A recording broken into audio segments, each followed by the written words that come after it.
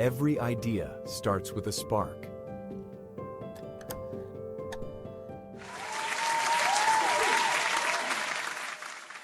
The moment came when my son threw down his iPad on the floor. His AI-powered learning app still open, with his feet stomping the floor and the tears on his cheeks. He yelled, "Mommy, this is too hard. I can't keep up." So what do you do when you see a child you know or love breaks down in front of you? Of course, I kneeled down. I gathered him in my arms because as a 6-year-old, he was very frustrated with a tool that was supposed to help him learn and grow. In my tenure at Microsoft, I saw firsthand how AI transforms industries. But when I see it in my own child, it hit differently. AI is no longer on the horizon. It's already been here.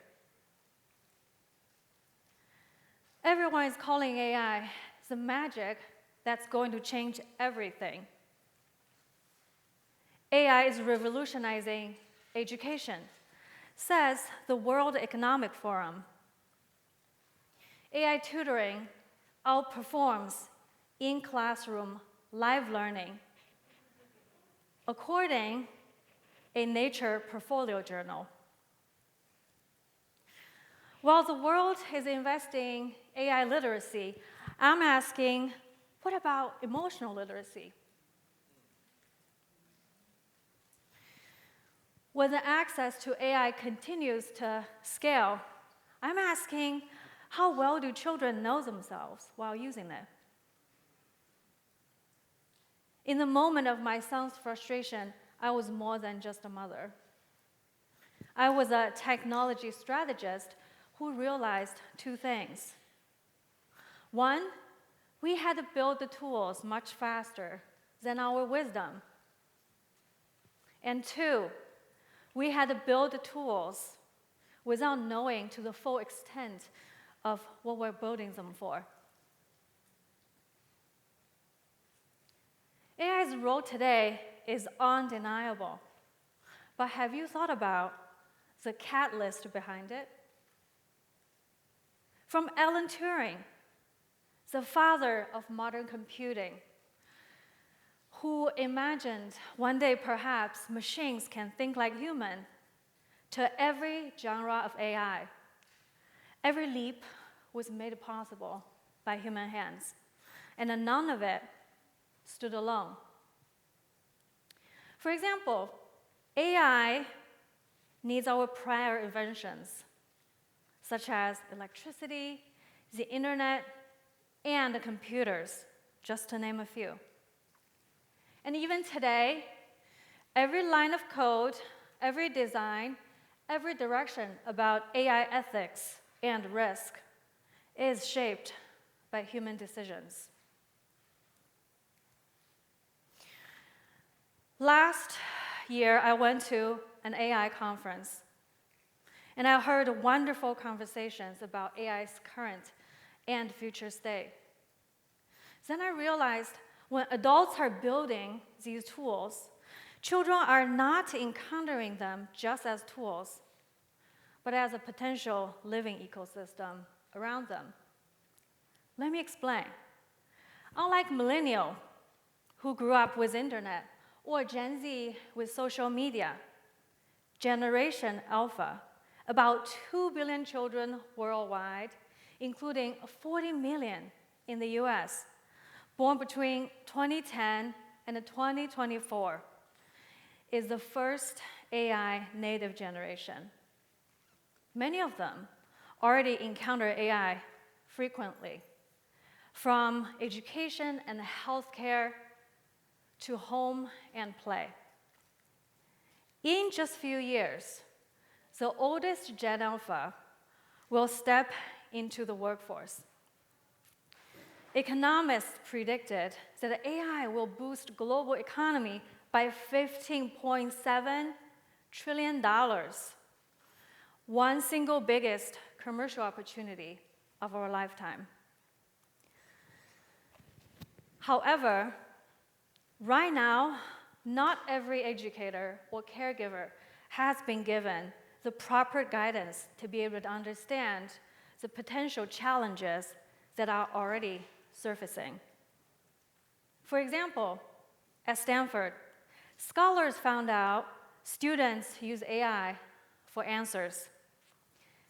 Imagine a generation who would start to measure their words by AI approval. When AI is designed and used for speed and accuracy, it takes away the opportunities for children to slow down and learn from mistakes. Last year, a teacher shared with me that some of her students used generative AI to make sure their work was good enough before they turn it in. And the children benefit when learning isn't rushed. In my son's example, he was frustrated because he couldn't get a perfect score fast enough in order to advance to the next level in the learning app. Now imagine a generation that would leap without tuning into themselves or recognizing consequences due to the influence of AI. We have heard devastating cases when children were led to the edge of giving up their own lives. Certain tools and toys now built upon generative AI engage users by giving quick answers and affirming feedback during the very years meant for children's independent thinking and emotional development. Even the regulators started to warn us. The Australian government's e-safety commissioner advised that the excessive use of AI companions may overstimulate children's brain reward pathway. Imagine the generations that will never get to fully relax.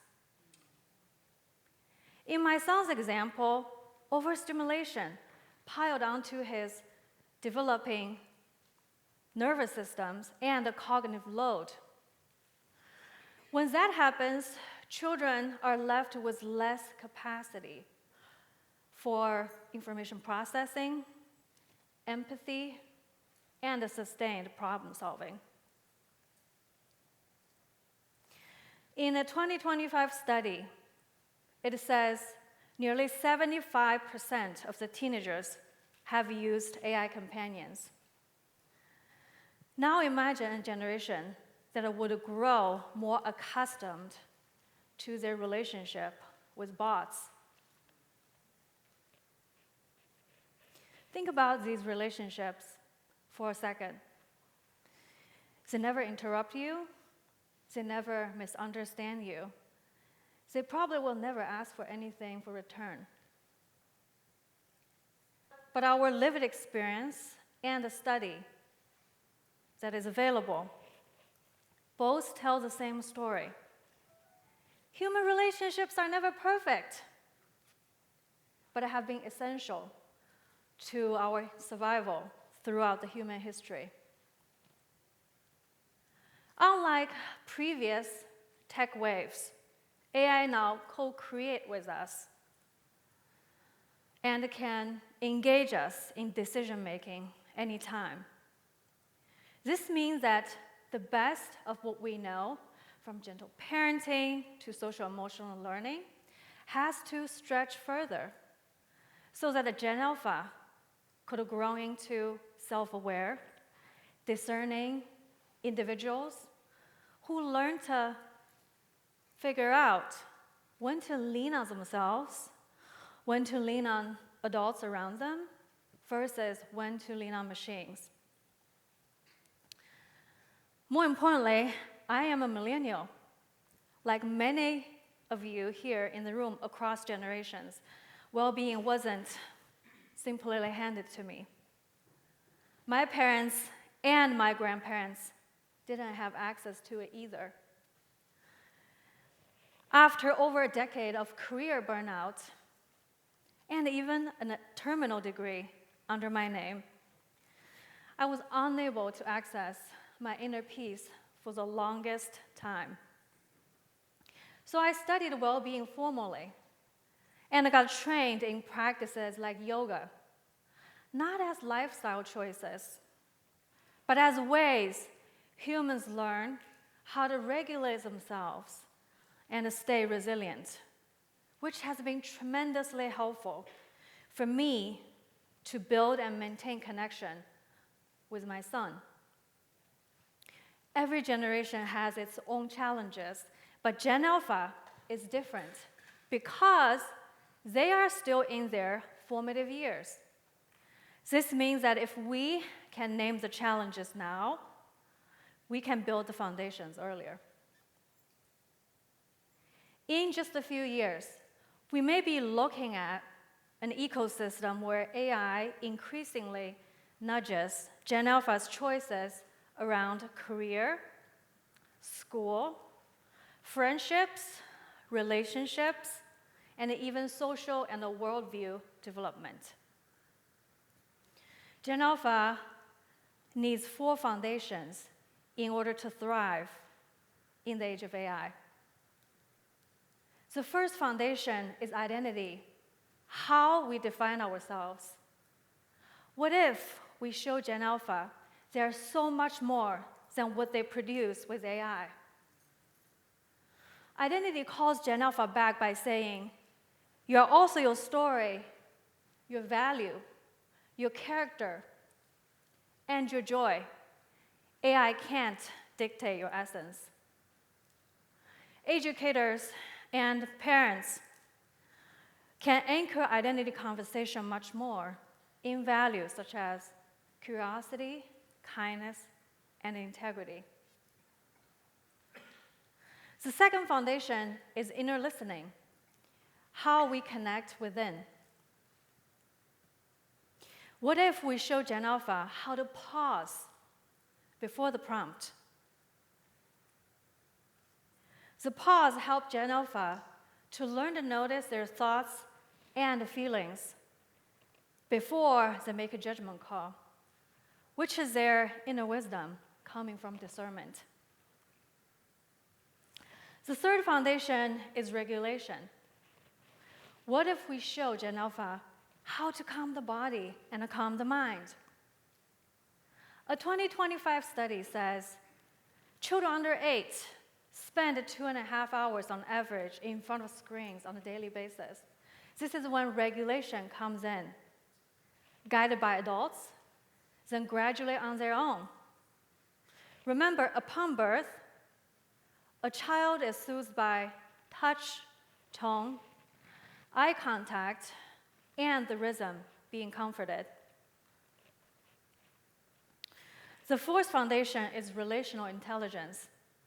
What if we show Gen Alpha we value human relationships so much more than algorithms? We must continue to maintain safe space for Gen Alpha to vocalize their needs, to build trust, to relate to others, and to uphold their boundaries even when things feel messy. Homo sapiens was the only human lineage that endured on this planet.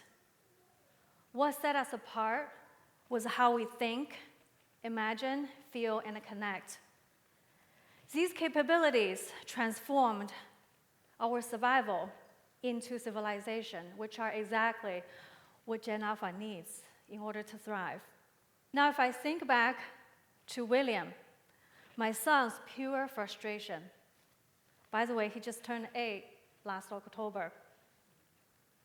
It took us weeks and months of learning and reflecting together.